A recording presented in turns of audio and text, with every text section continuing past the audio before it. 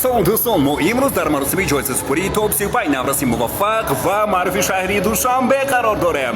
چرا ماست توپ 35؟ چون که ما امسال 35 سالگی استقلالیت دولتی جمهوری تاجیکستان رو استقبال میگیریم و توپ 35 نوروز موفق و معروف شهری دوشنبه کیست؟ این لحظه شاهد میگردیم. باید گفت که این چهاربینی اورینوپوز ماست با تشبث مقامات اجرایی حکومت دولتی نوعی شاه منصور شهری دوشنبه راه اندازی گردیده است.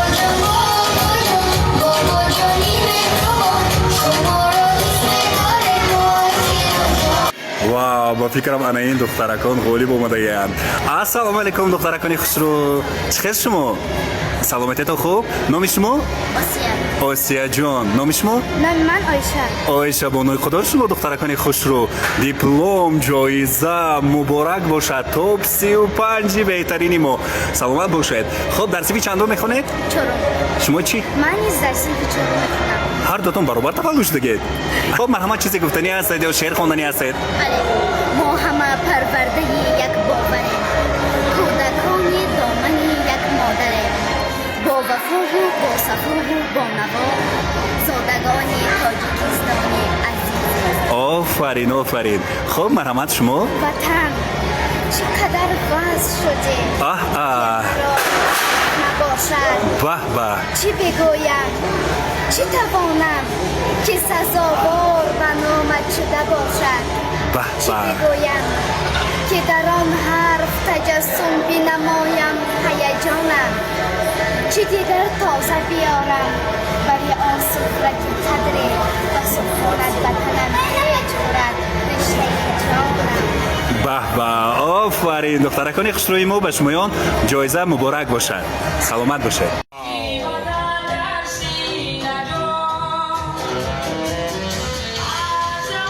السلام علیکم. چخیر شما؟ جایزه مبارک باشد.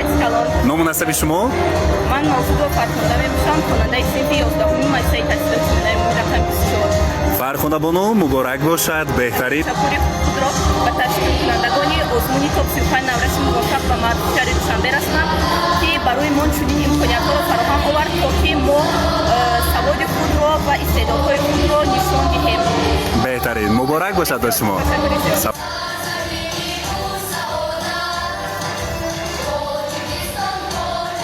غالبی топ 35. Ассаламу алейкум. Nom насаби шумо?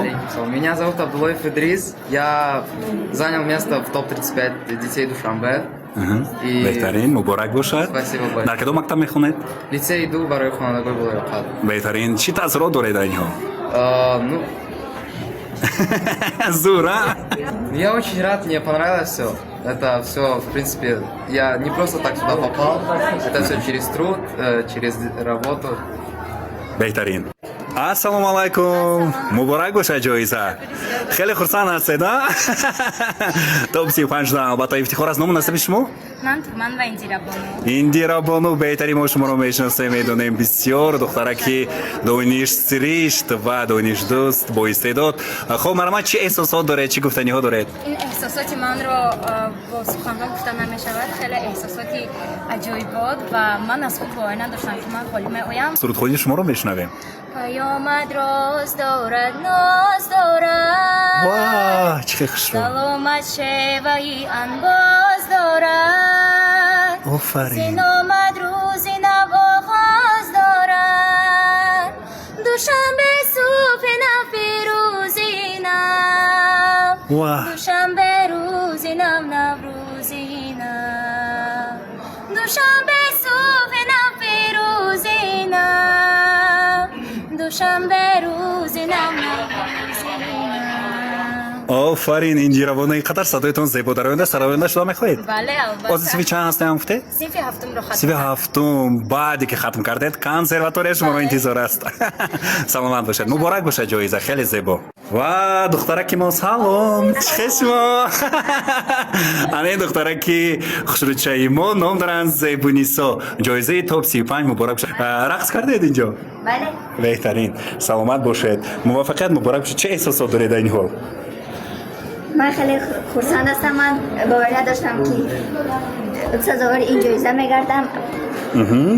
و وقتی که من رو در صحنه گرفتم در من یک هیجان کسی پیدا شد که آن فراموش نشونده بود. خب بهترین شعر خوندنی هسته.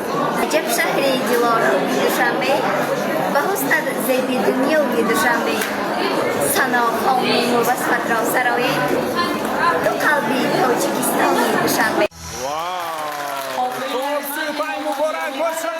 این مایدچه دونوچه کی باشد؟ سلام علیکم. نام شما چی است؟ من اسماعیل ابوبکر. ابوبکر جان بهترین. و شما بیشتر با چی مشغول هستید ابوبکر؟ من بیشتر به تکواندو و شاهکار تکواندیست شما بهترین. جایزه گرفتید؟ بله. واو مبارک باشد مبارک باشد. سلام علیکم. زبر چه شما؟ سلامتیتون خوب. همه جایزه هایی که در سطح بین المللی سزاوار شدید مبارک باشد. امروز برآمد شما رو هم دیدیم جایزه مبارک باشد. چه احساسات دارید این حال؟ احساسات خیلی خوب. این شورای خیلی تمام بود و میخوام این شورای زیادتر باشم در تاجیکستان و در بین الملل. بهترین. احساسات خیلی خوب. Прическа така نیست کی. بسیار خوش. یک تا خونه داخل. یک تا اپرا. دوستان عزیز.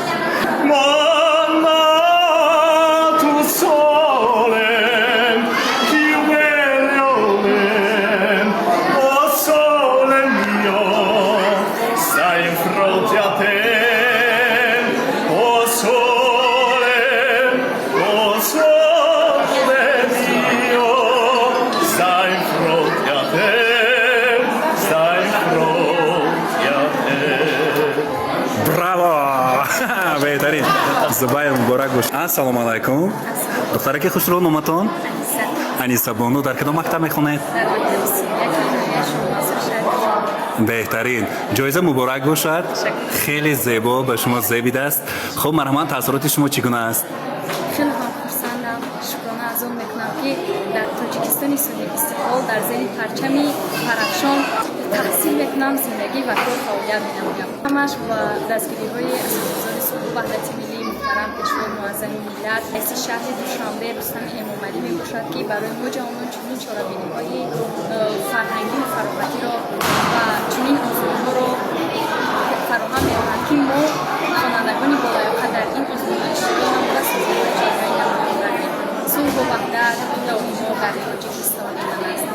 از کدومی فیض‌باری ابن رحمان من است. مشکلی مردمی تاجیک را آسان می‌کرد.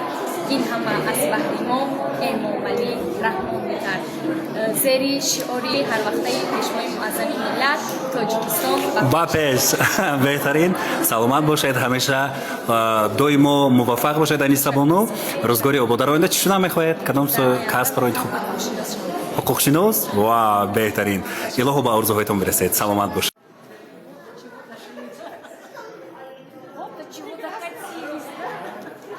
السلام علیکم چه شما مبارک باشد جایزه توپ 35 نام مناسب شما بهرامی پریواش خیلی خوشحال هستیم این جایزه رو وقتی که شما گرفتید چه احساسات بود در شما خرسند شدید بله خیلی خرسند شدم بهترین تاجیکستان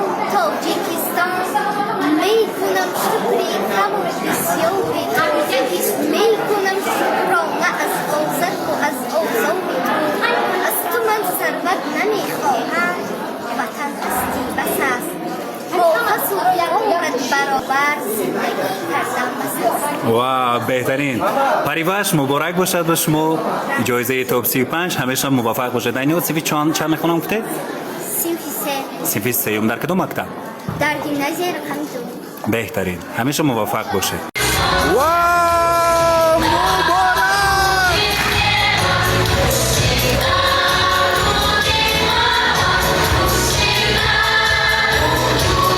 عزیز همین گونه مراسم جایزه سپاری توپ 35 با افتخاری 35 سالگی استقلالیت دولتی جمهوری تاجیکستان در شهر دوشنبه انجام یافت با همه غالبان این جایزه مبارک باشد بگذار تمنا میکنیم که هر یک نفر تاجیک در فضای صلح و ثبات کشور تحصیل بکنند دانش بیاموزند و همیشه موفق باشند جشن استقلالیت جمهوری تاجیکستان که ما 35 سالی آن را استقبال میگیریم با همه هموطنان مبارک باشد توپ 35 مبارک باشد